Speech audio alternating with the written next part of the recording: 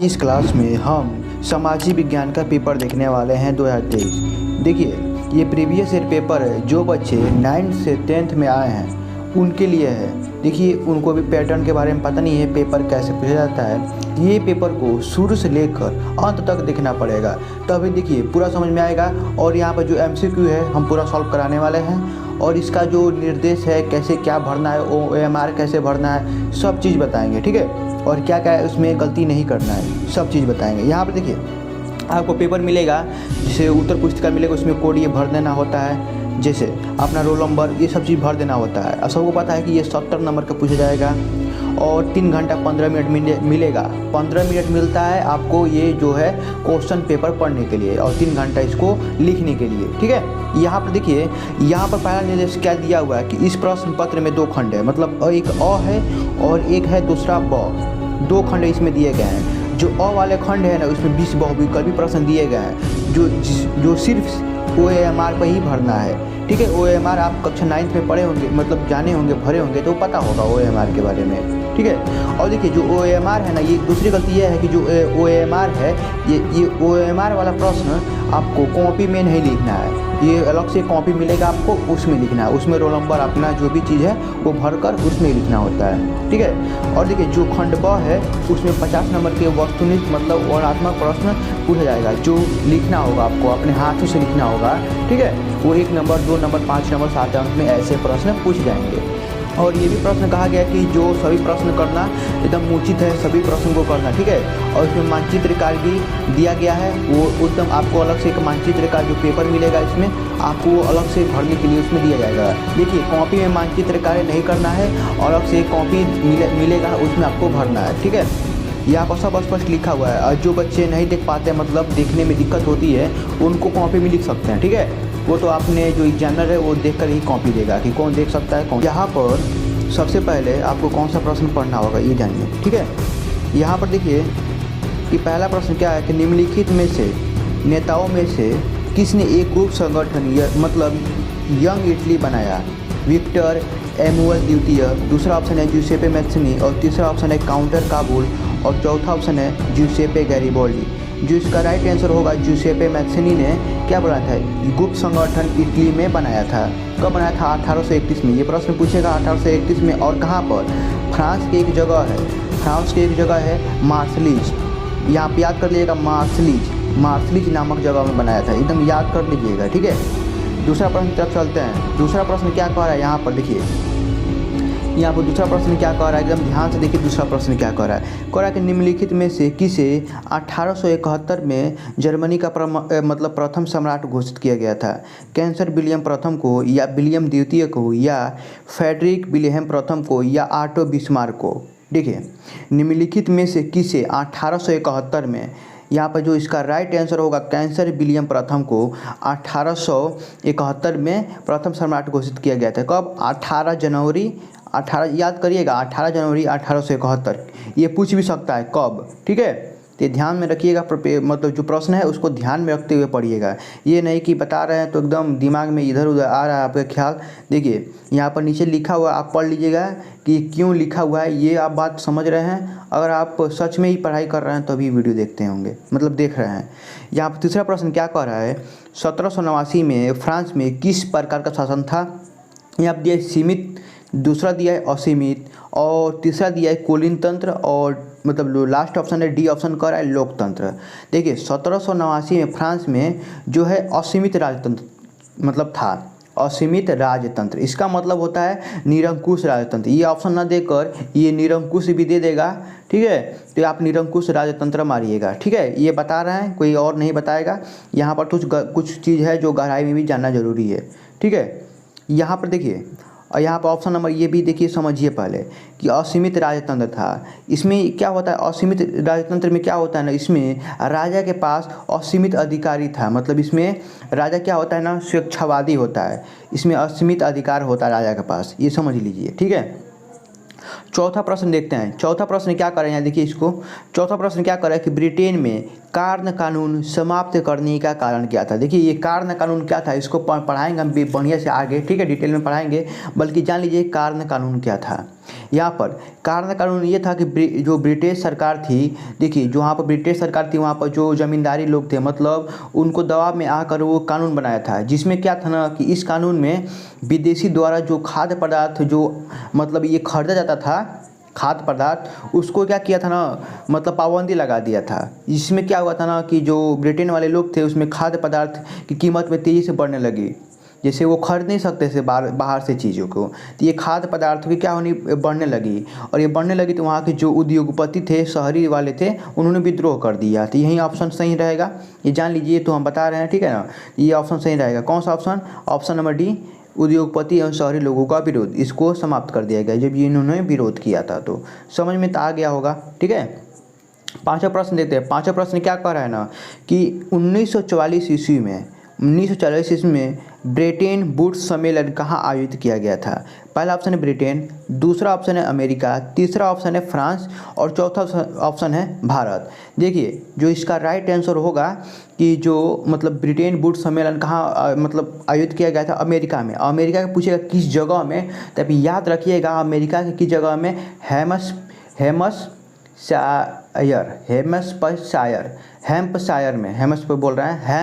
में इसको आयोजित किया गया था। इसमें इसको आयोजित करने का कारण भी था, ठीक है, कि ब्रिटेन वुड्स सम्मेलन इसको आयोजित करने का एक कारण भी था। इसमें क्या था कि जब द्वितीय विश्व युद्ध के दौरान बहुत सारे देश में ना जैसे पैसा की कमी आ गई थी, और पैसा की कमी आ गई थी, इसका जो मुख्य उद्देश्य था कि राष्ट्र को जैसे पुनर्निर्माण करना। इससे इसका सम्मेलन इसलिए बैठा गया था कि जैसे द्वितीय विश्व युद्ध हुआ उस समय बहुत सारे देश थे ना, जैसे देश में युद्ध हो रहा था, उसमें देश में गरीबी आ गया था। तो गरीबी में आ गया था, इसमें यह था कि उसको दोबारा से पुनर्निर्माण करना, इसके लिए ये सम्मेलन अमेरिका के हैम्पशायर में इसको आयोजित किया गया था। एकदम याद रखिएगा, ठीक है, ये क्वेश्चन बहुत इंपॉर्टेंट है। छठा प्रश्न देखते हैं। छठा प्रश्न ये कह रहा है ना कि निम्नलिखित में से कौन सा विषय संघ सूची में है। अब देखिए ये समझना होगा कि संघ सूची में कितने विषय हैं, ये तो आगे की चीज़ है, बल्कि ये जानिए कि शिक्षा जो है ना, ये शिक्षा ये संघ सूची का विषय है। बल्कि कृषि, व्यापार, ये सब बताएंगे कि देखिए 3 प्रकार की सूची होती है। एक होती है संघ सूची, संघ, राज्य और समवर्ती, ठीक है, ये तीनों चीज़ पढ़ना, जिसमें संघ में होता है सिर्फ क्या, संसद कानून बनाती है, राज्य में राज्य और समवर्ती में दोनों, मतलब केंद्र सरकार और राज्य सरकार दोनों कानून बनाती है। ये आगे हम बताएंगे, टेंशन मत लीजिए, ठीक है। सातवां प्रश्न देखते हैं। सातवां प्रश्न क्या कह रहा है ना, कह रहा है कि श्रीलंका में कौन सा बहुसंख्यक वर्ग है।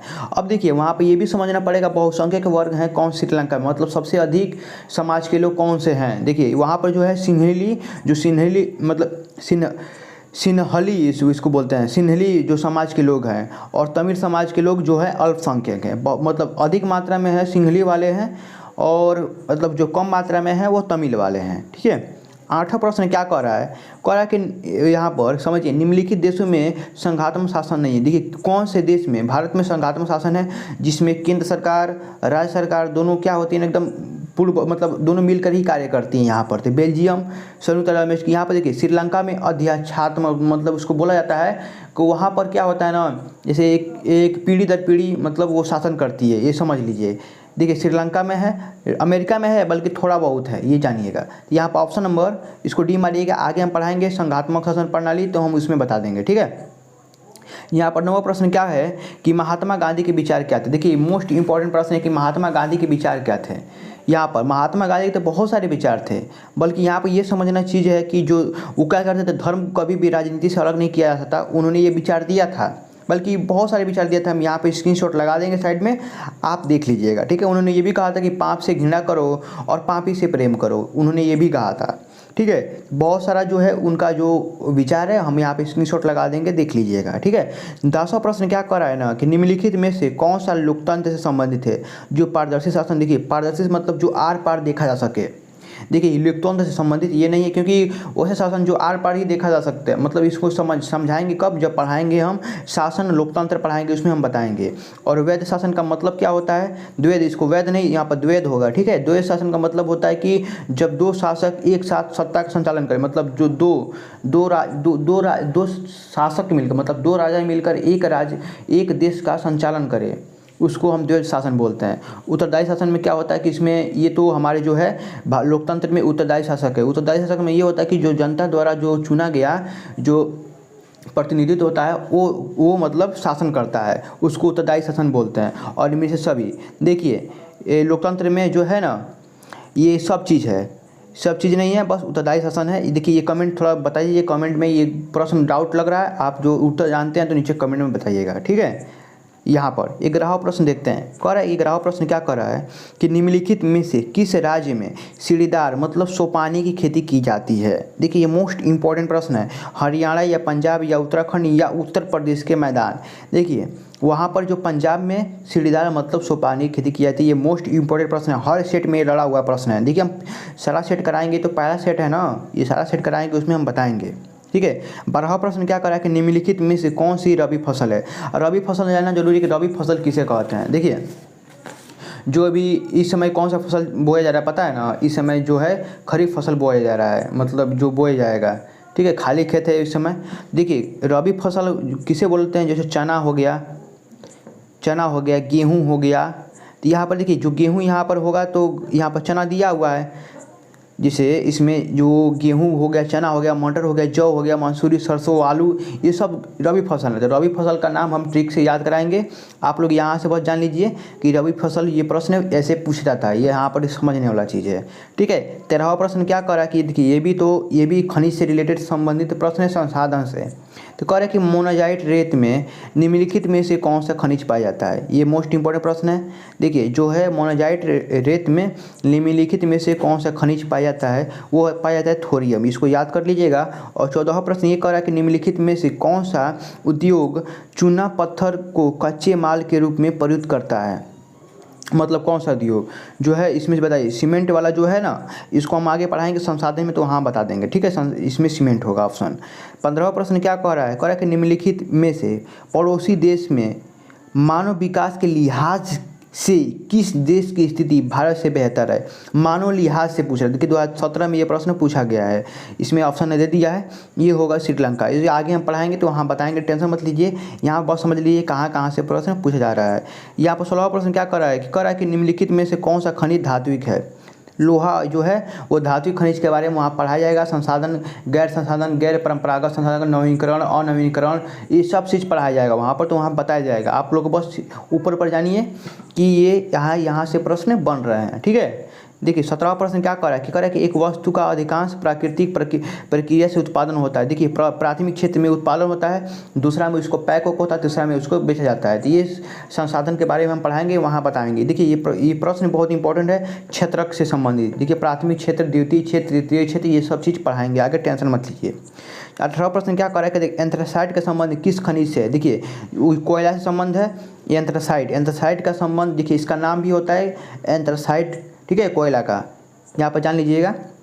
19वां प्रश्न क्या कर रहा है निम्नलिखित में से किस वर्ष बांग्लादेश में ग्रामीण बैंक की स्थापना की गई थी। देखिए मोस्ट इंपॉर्टेंट प्रश्न है। यहाँ पर 1800, यहाँ पर ऑप्शन नहीं दिया है, बल्कि 1883 में यहाँ पर ऑप्शन नंबर सही होगा, ठीक है। यहाँ पर देखिए यहाँ पर डाउट लग रहा है, बल्कि 1900 बोल रहा है, 1983 में किसके, मोहम्मद यूसुफ द्वारा किया गया था।